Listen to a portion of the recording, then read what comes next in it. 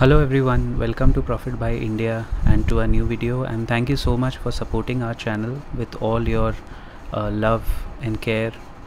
And आज इस video में हम लोग बहुत सारे स्टॉक्स और अपडेट्स के बारे में बातचीत करेंगे so that you are updated with, क्योंकि क्वार्टरली रिजल्ट्स का टाइम आ रहा है और एज अ रिटेल इन्वेस्टर आप लोग को पता होना चाहिए कंपनीज़ में अंदर खाने क्या क्या चल रहा है.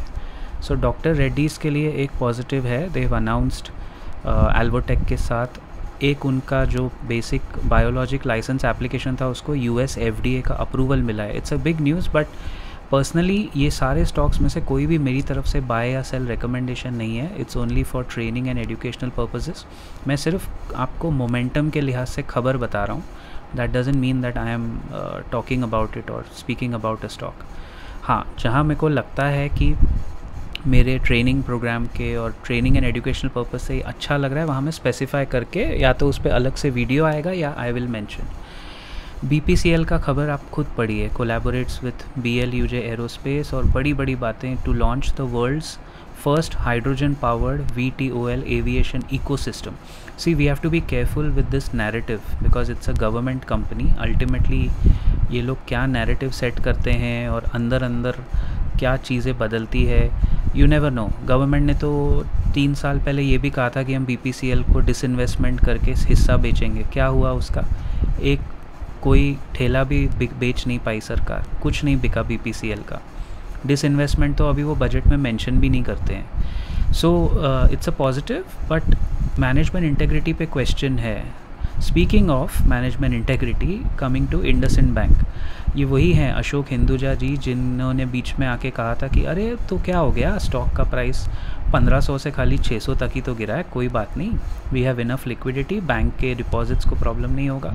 अब ये कह रहे हैं कि न्यू CEO के नाम ये प्रपोज करेंगे RBI को from September. Dude, we are in March right now. 6 महीना इनको लगेगा सिर्फ सोर्सिंग करने में CEO की. That's quite a long shot ना. They should have done it within the next quarter, 3 months. लेकिन वो see, this is what shows you the management integrity to the business and how far the business can grow. Hindustan zinc को fine पड़ा है, ठीक है, ये negative है company के लिए. L&T के ऊपर बात करते हैं. L&T will consider fund raising by a debt issue. ये अच्छा है, ये बहुत बड़ा पॉजिटिव है. और आप लोग अगर मेरा मेंबर्स ओनली सेक्शन में होते तो आप देखते कि वहाँ हमने संडे को जो मेंबर्स ओनली लाइव चैट किया था उसमें I had covered L&T as an example कि 3000 रुपये पे ये बिल्कुल बुरी चीज़ नहीं है. और वहाँ से देखो स्टॉक की पूरी आज अच्छे मोमेंटम में स्टॉक निकल गया आगे, कम से कम आई थिंक 10% तक. तो क्योंकि मोमेंटम था, कंपनी ऑर्डर्स ला रही है, मार्जिन्स इम्प्रूव हो रहे हैं. फंड रेजिंग का अभी ये खबर अगर हो जाता है तो it's a very positive thing for the company. हालांकि ये न्यूज़पेपर्स में न्यूट्रल करके आया है, but Larsen & Toubro at 3000 for 10 to 12% was always a given. अभी वो हो गया है. अब 3300-400 पे शायद थोड़ा रेजिस्टेंस मिले उसको, but we'll have to see, we'll have to check.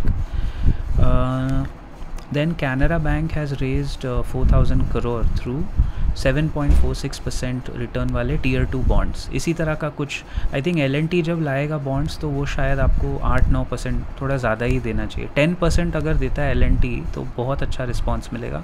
But we'll have to सी अभी वो बॉन्ड्स है या डिबेंचर्स है या क्या फॉर्म में वो लेके आते हैं. खैर, बीइंग अ बैंक ये तो उनका काम है पैसा रेज़ करना. So they have raise decent 4000 crore. अच्छी खबर है उनके लिए, कैनरा बैंक के लिए. M&M फाइनेंशियल को बहुत बड़ा अपग्रेड मिला है और M&M के आई थिंक बहुत अच्छे दिन शुरू हैं because the company parent M&M also is doing pretty well as we had spoken. And credit rating को अफर्म किया है. बजाज फाइनेंस की हाईएस्ट क्रेडिट रेटिंग है जो अभी भी चल रही है.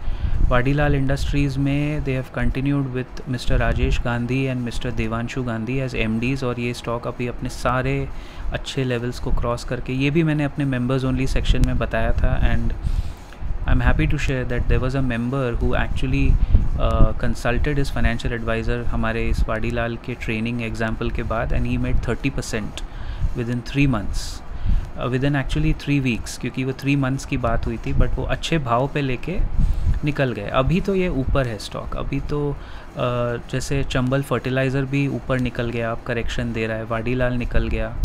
तो एक ज़माने में नैल्को निकल गया था, वो वापस नीचे आया है, अच्छे लेवल पे आया है NALCO, national aluminium, it's still at a good level of 185 इश, तो अक्यूमुलेशन जोन में है।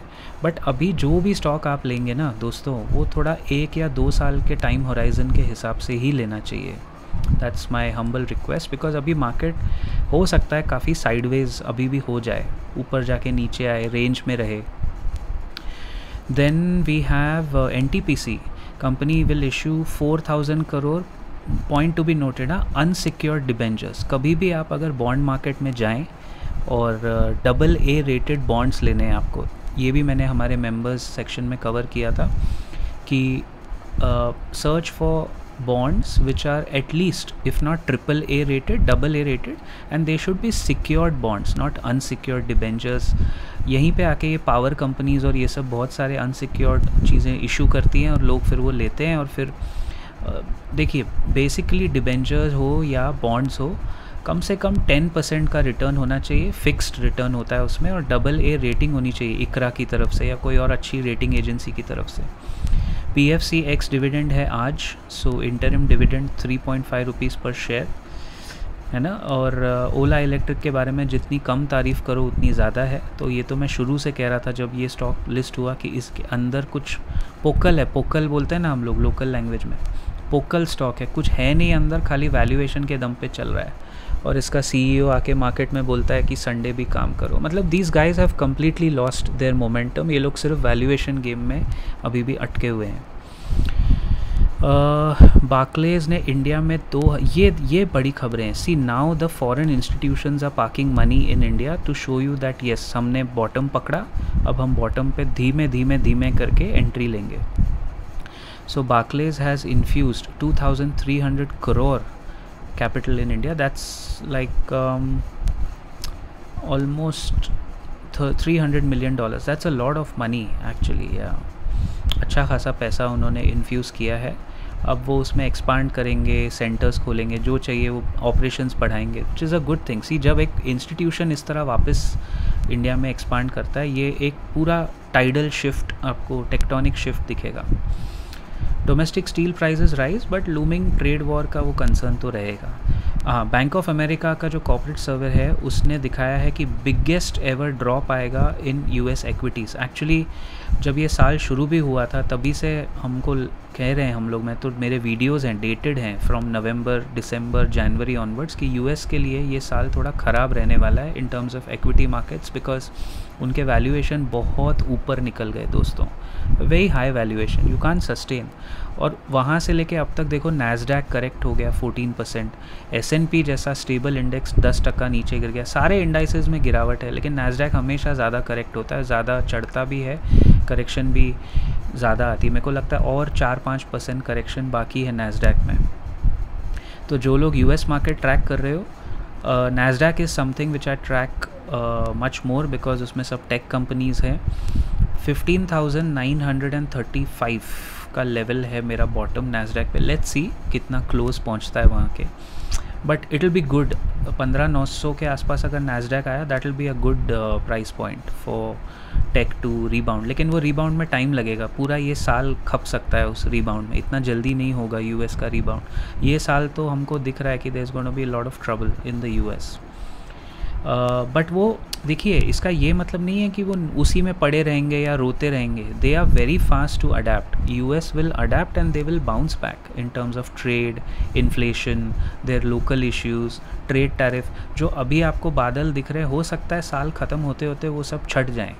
सो वॉरेन बफेट हमेशा कहते हैं ना, never go short on US। वो बात बिल्कुल सही है, because the country has adaptive capabilities. वो किसी भी चीज़ से ऊपर उभर जाते हैं फटाफट, ऐसे टाइम वेस्ट करके रिएक्टिवली नहीं। बिकॉज अपनी जो सोसाइटी है ना, इंडिया का जो सिस्टम्स हैं, पॉलिसीज़ हैं, we are more of a reactive society, we are not proactive. Over there they are more proactive society.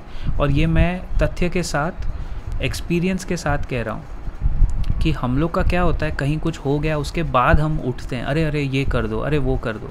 Proactively बहुत कम इंडिया में चीज़ें आप देखोगे कि होती है। Long term investors, fair enough. Reliance has exported 6,850 crore worth of fuel from Russian oil to US. या so ये बहुत अच्छा ट्रेड है। ये क्या होता है कि जब हम रशिया से क्रूड ऑयल इंपोर्ट करते हैं रिलायंस के रिफाइनरीज़ में और बाकी रिफाइनरीज़ में इंडिया में, वो रिफ़ाइन होके प्रॉपर पेट्रोल, डीजल, सीएनजी जो भी फॉर्म में जाता है और वही तेल फिर हम यूएस को एक्सपोर्ट करते हैं। कितनी स्टूपिड बात है ना, हम लोग नेट इम्पोर्टर्स है ऑयल के, लेकिन रिफाइंड ऑयल के हम सबसे बड़े one of the biggest exporters भी हैं। तो मतलब ये थोड़ा अजीब है चीज़, बट होता है अपने देश में, काफ़ी साल से हो रहा है ये।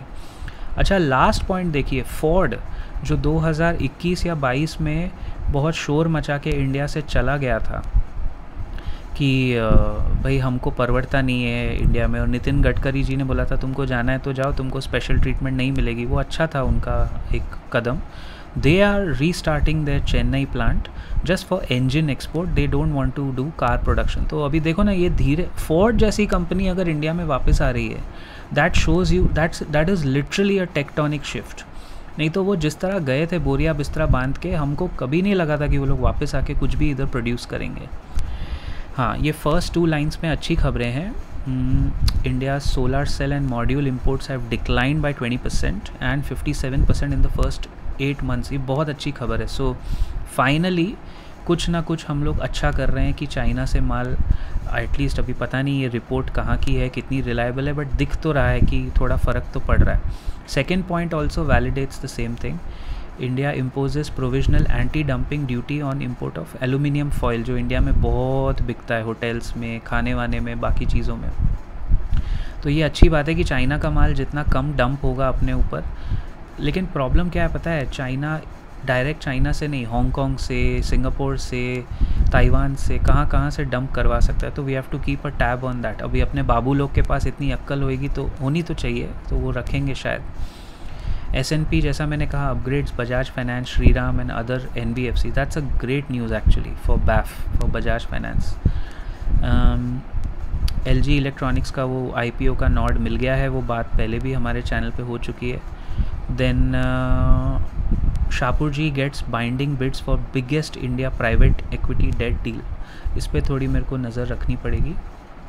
जेप्टो ने एक बहुत अच्छा, एक्चुअली जेप्टो का जब IPO आएगा ना दोस्तों, इस पर नज़र रखनी चाहिए। This is going to be a good one.